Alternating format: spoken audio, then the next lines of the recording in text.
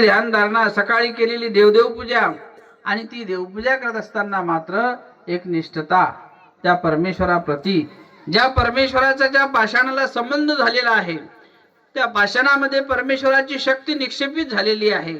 आणि ज्यावेळेला आपला या देहाचा संबंध त्या पाषाणाला होत असतो, त्यावेळेला ईश्वराची जी निर्गुण शक्ती आहे त्याचा आणि आपल्या कपाळाचा स्पर्श होतो आणि मग कुठे आपल्याही ठिकाणी ती प्रसन्नता येत असते, तो सात्विक भाव येत असतो.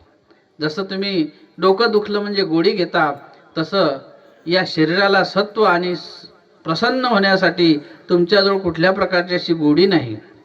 मात्र ईश्वराची साधना ही अशी आहे की ती साधना निश्चितच तुम्हाला सात्विक करू शकते.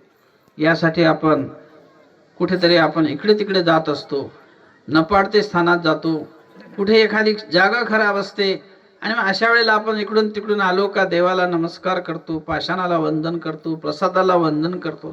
का की प्रसन्नता ऐसा एक धर्म ईश्वरीची आहे, असं म्हटलेलं आहे की हा प्रसन्न रूप धर्म परमेश्वराचा आहे आणि तो प्रसन्न रूप धर्म परमेश्वराने त्या शक्तीच्या माध्यमातून पाषाणामध्ये ठेवलेला आहे.